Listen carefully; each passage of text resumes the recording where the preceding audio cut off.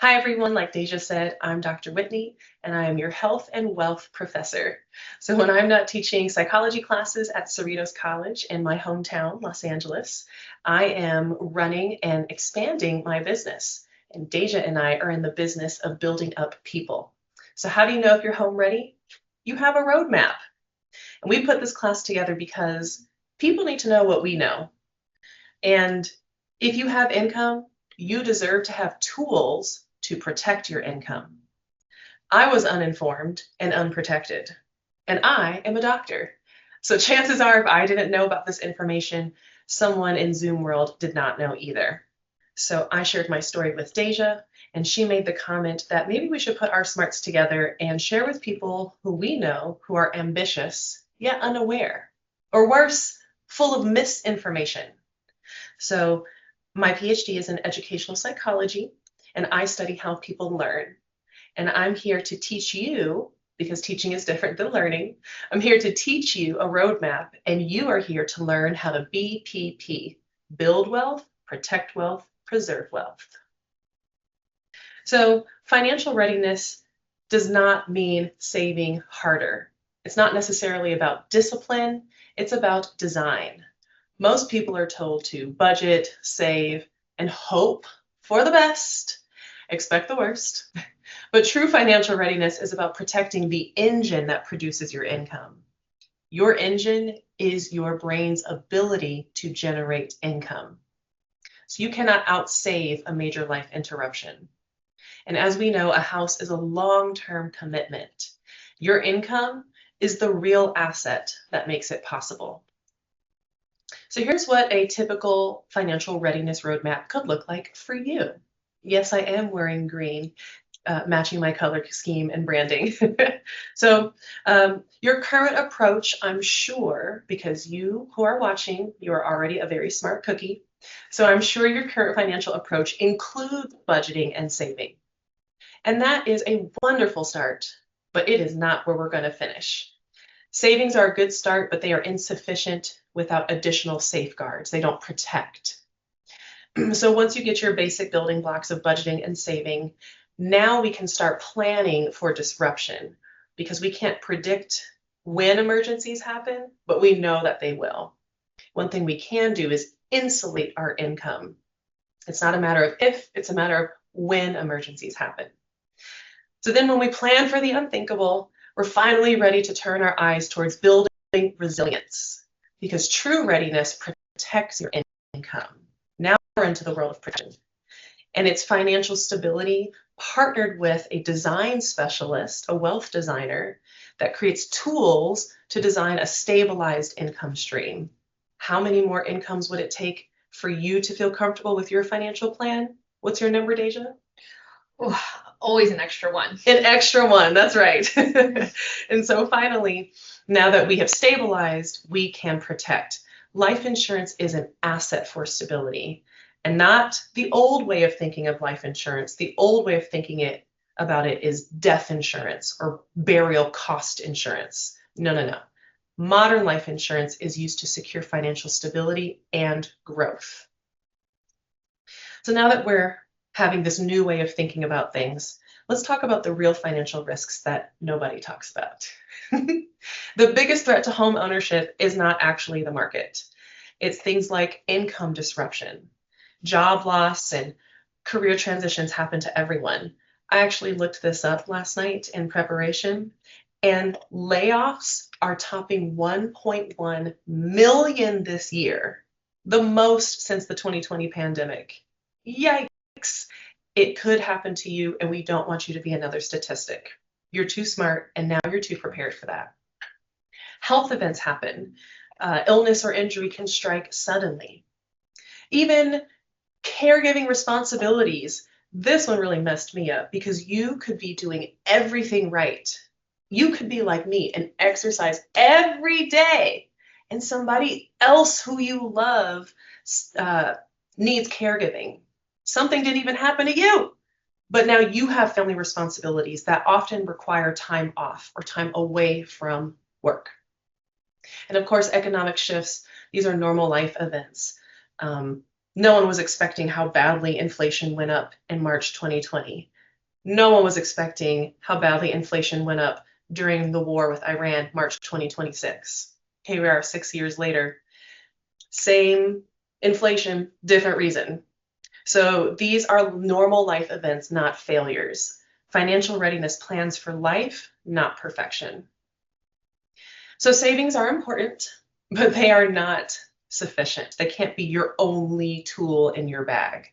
Why? Because during an emergency, savings get spent first and they drain quickly.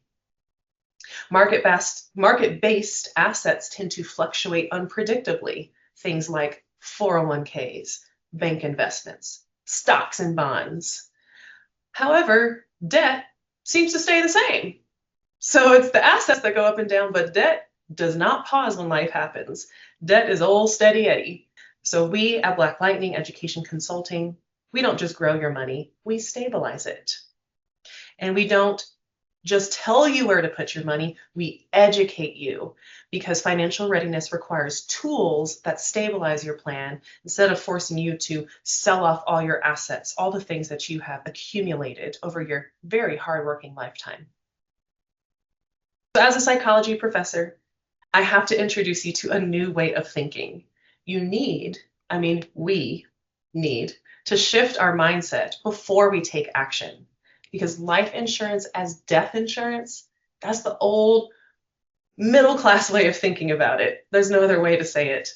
Life insurance in the modern day is what wealthy people have been using to do things like protect their assets and their families' financial safeguards, leveraging their money to invest in and strengthen their position, and access their money when they need options most.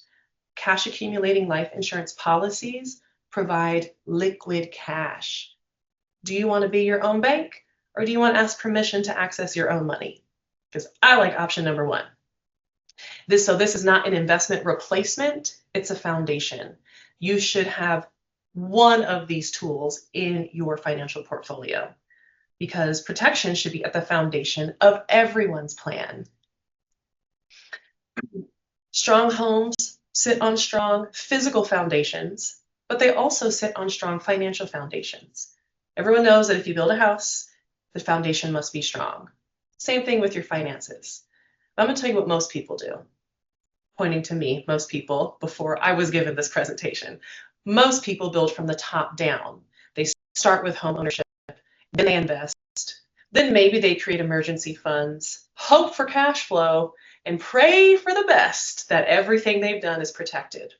But that's why financial plans often fall apart. When income isn't protected, everything above it is at risk. So stability, shockingly, comes from the bottom up, with income protection at the foundation that supports everything else.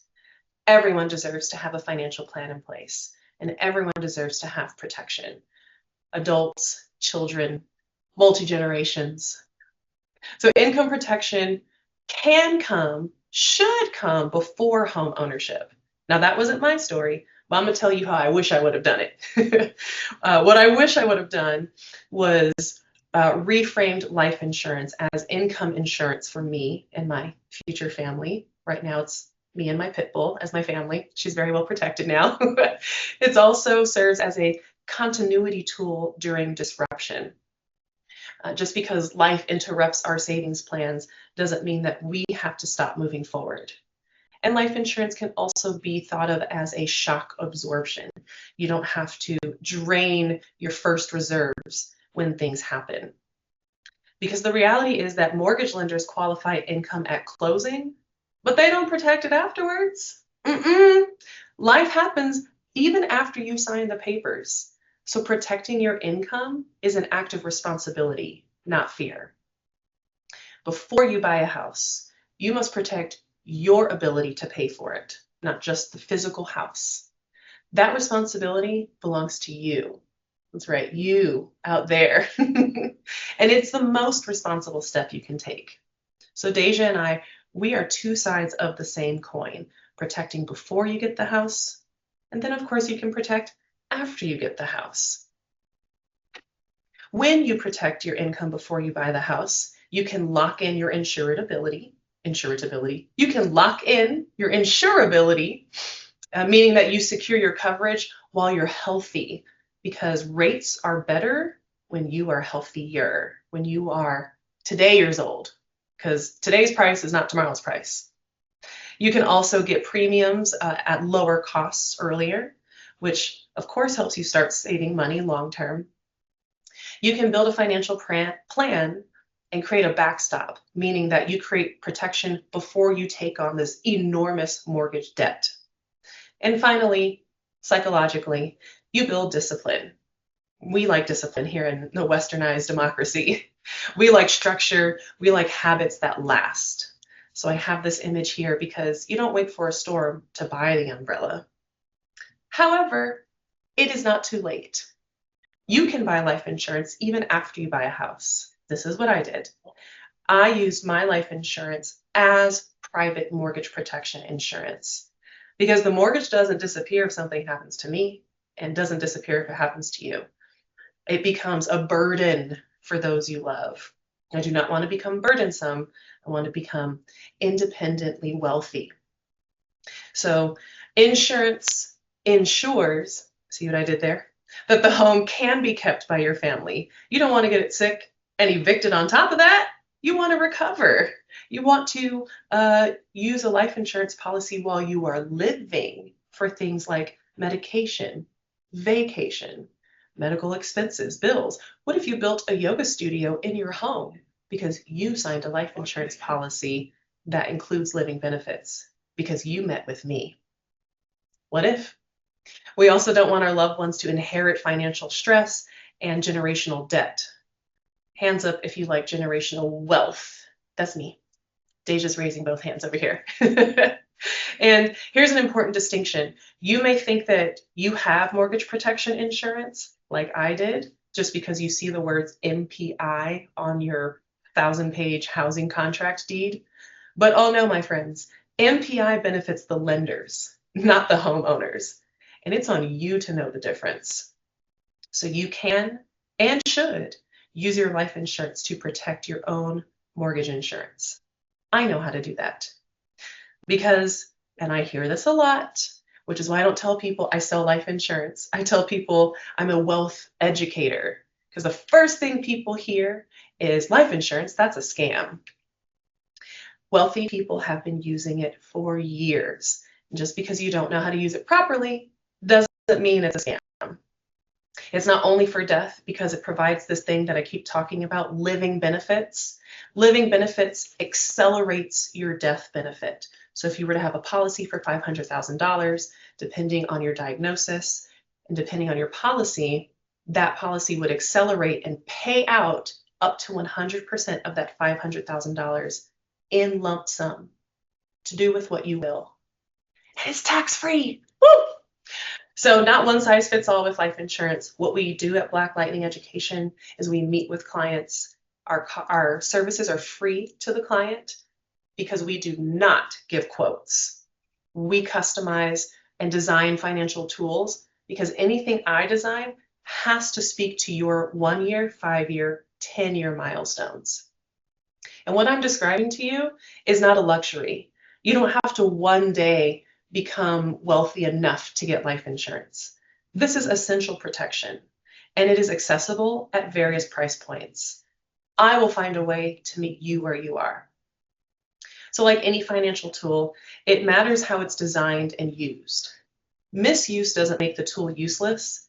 It just means that education and guidance, and especially roadmaps that make sense, matter even more.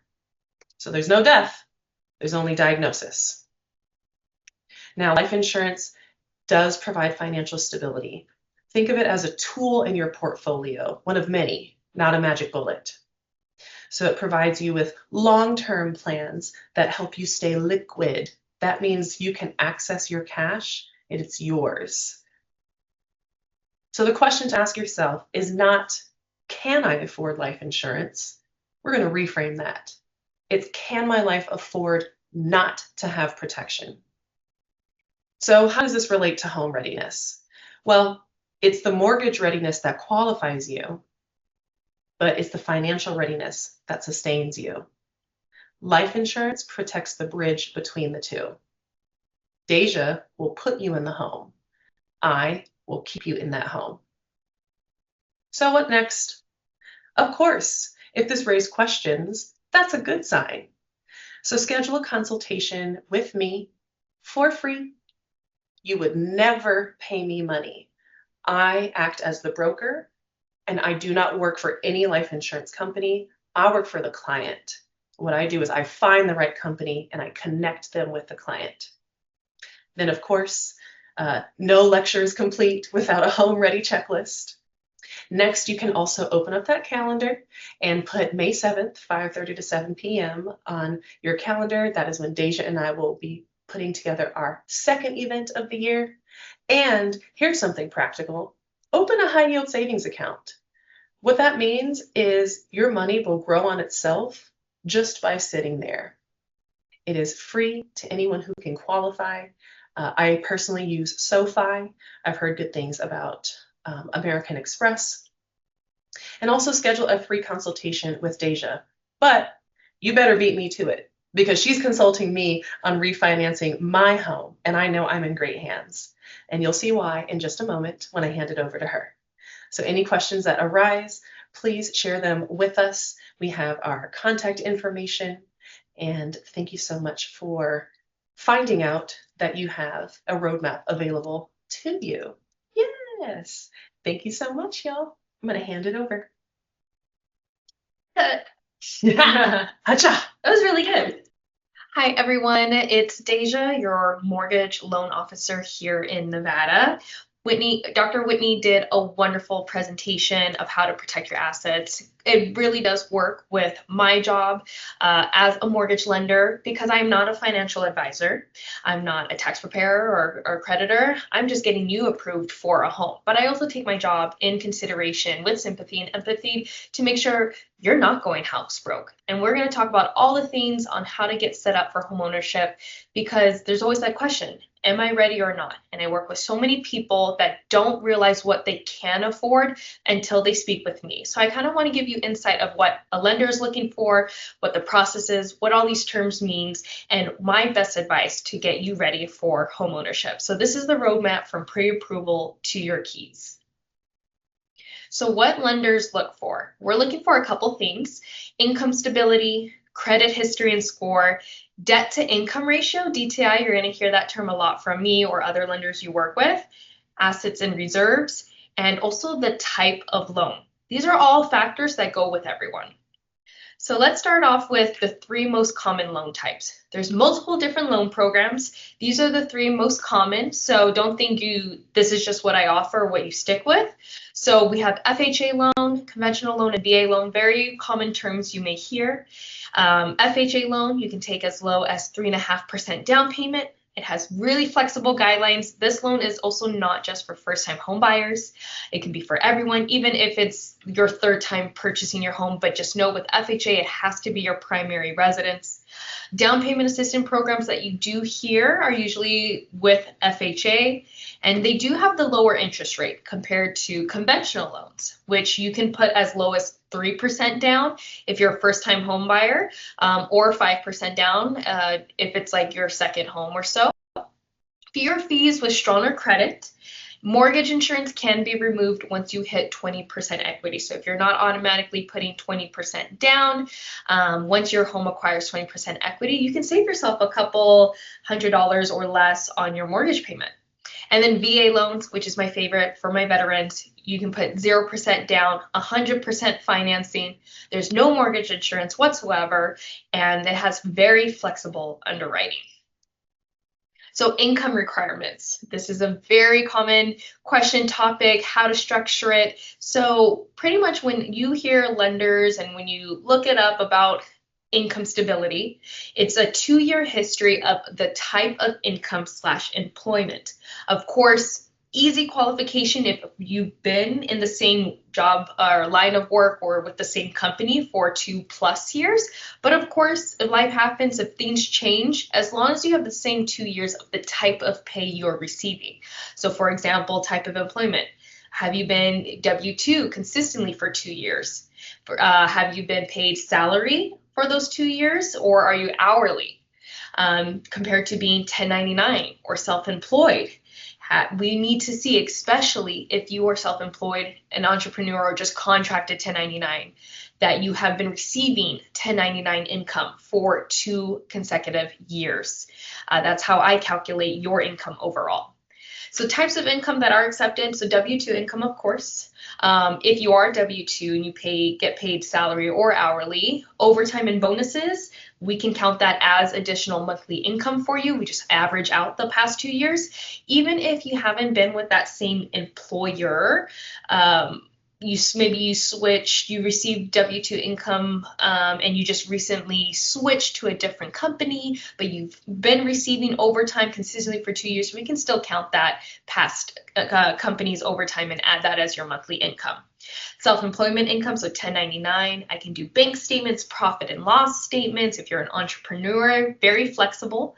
Retirement, so Social Security or disability pay. Assets can also be used as well. So for my retirement folks or my entrepreneurs that have a lot of assets in different IRA accounts or 401k or stocks or investment, crypto, we can also use that as income. So credit matters. This is another big topic, and you may also relate to your credit score and what that actually means and what lenders really are looking for when it comes to credit score, because it's not always just the number. So payment history is a big one. So no late payments, meaning, of course, if you've been late on a credit card here or there, not super consistently every month that you've been late, we can usually get by with you being late on a credit card once in the past 6 months or 12 months, but we really want to try to keep a good look that you can handle a loan. Low collection accounts and past loan history. So underwriters, which is the second part that I send your file over to make sure your loan is approved, is just wanting to make sure that have you opened loans, and if they're in collections, what happened? Is it because you couldn't make the payments? Is it because you just closed those accounts? So it really is going to matter what your past loan history is. Your loan approval is based on your middle score. So there is conception of, as long as if we're married and as long as I have the higher score, it's going to look over a profile overall. Actually, that is the biggest misconception. So loan approval is based on the middle score. So even if it's you and another co-borrower, or maybe there's 4 people on the loan, it will go by whoever has the lowest middle score. So just make sure everyone's on the same page and doing well. DTI, so your debt to income ratio, is based on minimum payments from what appears on credit pull. So when I am calculating your debt, I'm not looking at your gas bill, your phone bill, your utilities, your groceries. No, your debt is coming from any loans that you have open and also whatever's pulled from your credit report. So again, revolving lines of credit, loans, paybacks, stuff that is getting deducted that isn't towards retirement or insurance on your pay stubs. That's what I count. So higher scores equals better rates. So this is where we get into what we always hear. As long as I have an excellent credit score, I'm approved. Yes, but also you get better pricing on interest rates. You get the lowest amount that we can in today's housing market. But we can accept in these next 3 loans, for example, FHA, I can approve you if you even have a 580 credit score above. Conventional, you're going to need a minimum of a 620. And then with VA, guidelines usually say 580, but like I said, VA is very flexible. So if you have any questions with VA on your credit score, let me know and I can see if you can get approved. Understanding DTI, debt to income ratio. And I want to share this with you because you may also be able to calculate this on your own as well. So this is how I determine how much home you can shop for. So your max pre-approval. So your DTI is calculated with your monthly debt divided by monthly income. There's a front end ratio and a back end ratio. So when I do your application, and it's going to give me a percentage based on all your income, debts, and housing criteria. And if it's within the ratio, you're approved. So you can calculate this. So your front end ratio is a monthly income divided by housing expenses. So your housing expenses are your principal, interest, taxes, and insurance. So everything that's associated with your mortgage payment plus HOA dues. And then your back end ratio is your monthly income divided by all your monthly debt payments. So the ratios are for FHA, no more than 47% front end ratio and 57% back end ratio. Conventional, no more than 43% front end and 50% back end. And VA, again, very flexible, no maximum. It just depends on the underwriting system that I go through. So again, if you have any questions with VA, let me know. Assets and bank statements are another document I'm going to be asking for. So this is, where is your cash to close coming from? There is the down payment and closing costs. Because of laws and money laundering laws, everything is very black and white on paper when it comes to getting approved through underwriting.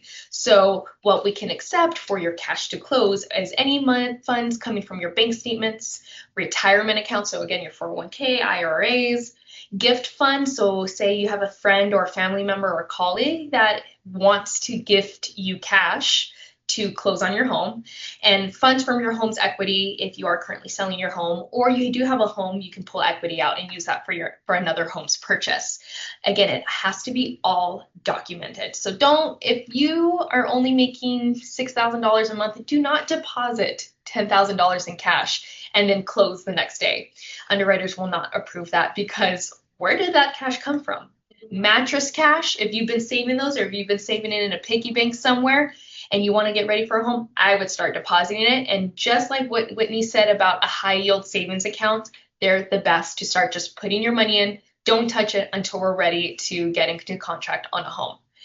Funds are needed for down payment, closing costs, so that's a percentage of the home's price for purchasing the home, earnest money deposits, and then possible reserves. Depending on what type of loan we are using, you might have to have reserves, because lenders look at risk. They're looking to see, if life were to happen, do we have funds to make those mortgage payments if you can't work anymore, if you're got fired from your job, or again, something were happen. And that's where we work with Whitney in protecting your income so that doesn't happen. So in case you default on your mortgage or you can't make the payment, life insurance, there is a policy, and I really recommend scheduling with Whitney so she can make sure your mortgage is protected. But we can take possible reserves from, depending on the loan program, 0 months to up to, you might need 6 or 12 months of reserves. It just really depends on your loan. So understanding your mortgage payment, I am a big educator on where your money is going towards and what you are paying, because it is your home. You should understand it. So what makes up your mortgage payment? You're going to hear the term PITI. That stands for principal, interest, taxes, and insurance. So principal, again, just what you're borrowing, a portion of that reduces your loan balance. Interest, the cost of borrowing the money determined by your interest rate and loan program. Taxes are typically collected monthly and held in an escrow. So these are like your property taxes. And insurance, you do have to have homeowner's insurance. And also, depending on your loan, may include mortgage insurance, depending again on your loan type. Planning ahead. So I would say start, and I always advise start 3 to 12 months earliest as possible if you can. And this is really going to determine your fears and your goals and your timeline. So for example, if you're worried about your credit score or what's on your credit, your income or your assets, you just want to make sure that everything that's happened in your life in the past 2 years, it would get you approved, I would definitely start talking with me and scheduling a consult 6 to 12 months ahead to get you prepared. If you're feeling very confident that you know your credit score is really good, you've had the savings, your income, it has been steady, and you're ready to purchase a home, 3 months. That gives us time to get you pre-approved, which if you have a very clean file, can get you pre-approved in 24 hours. And you can start shopping with your realtor and getting into a contract within 30 days from that. So 3 months is always a good key. Build your saving strategies. So again, if we need more funds to save for income, for your assets, for the down payment and closing costs, having that building saving strategies. If you don't already have a high yield savings account or a retirement account, I always say, if possible, this is where you're really going to start budgeting. You're going to look through all your finances. You're going to pay your bills and the needs, but get rid of the wants, because the wants, that's going to go towards your savings. And you'll see within the next 12 months how much more that builds. Understanding your buying power. Understand your max approval. versus what your monthly budget is. Again, I'm not a financial advisor. I don't know what your other bills are. I don't know who else is helping you on with paying your mortgage payment or what that situation is like. So really understand your monthly budget. Knowledge about interest rates. This is a big one. When you talk with me, interest rates are probably not the biggest determining factor on getting you approved. It really depends on the housing market. A lot of people don't know that you can buy down your interest rate. You can temporarily buy down your interest rate. The seller can pay for you to get a lower interest rate. Interest rates, when we look through numbers together, you'll realize how little it may affect. Of course, there's some cases when it's really tight, interest rates might be the reason why you're not getting approved right now, but I'm able to see what we'll need to do to get you pre-approved. Pros and cons of down payment assistance, which I'll go over in the next slide, and the loan programs. I always say, and when you work with me, if you are approved for multiple loan programs, I will go over all your options with you, and you can decide which financially is going to be better for you based on your goals. Speak with a loan officer, aka me, ahead to keep you on track and to look out for your best interests. Once you're in my system, there is no clock unless it's based on your timeline. So it doesn't mean when you file an application with me, you have to get in a home right away. But again, if there's goals or things to work on, I at least have you in my system so I can track that. And when everything lines up correctly where I can get you pre-approved, then that's when I'll reach out to you and get you started. So I have a couple down payment assistance options I want to go over with you. So this is one popular one, and I always go over the pros and cons. So this is FHA down payment assistance. This is down payment assistance that is covering that 3.5% that you need down. It can also cover 5%, meaning that extra 1.5% can go towards closing costs, prepaids, buying down your rate. It really just going to determine on the home price. But I will say, because I don't sugarcoat everything, this is a great resource if this is our last resort, because it does have a higher interest rate usually, and there is either a repayable, so another 10-year loan on top of that, or forgivable. Don't get super stressed, because I work with people that just need the down payment assistance, and then we refinance later when they build enough equity in their home to pay off the down payment assistance. This is if we don't have any assets, no one's giving you gift funds, you don't have a 401k or an IRA to get that money from. This is one of the last resorts, but it is a great tool, because I always say this is good for what you need now, not what we're thinking fully in the future, because there's always a solution. This next one here is also one of my favorites. These are for medical professionals, and no, it is not a down payment assistance program. There's no second loan or anything, because this is 100% financing up to $2 million. Just a minimum credit score of 680. And then if you look at the program highlights on the right, that has one qualifying borrower must have one of these professional designations. All those degrees, so the MD, the CRNA, the DO, the PharmD, if you are someone that has that degree with that profession, or maybe you're a resident or an intern, you can get 100% financing for your loan amount, up to $2 million, and no mortgage insurance.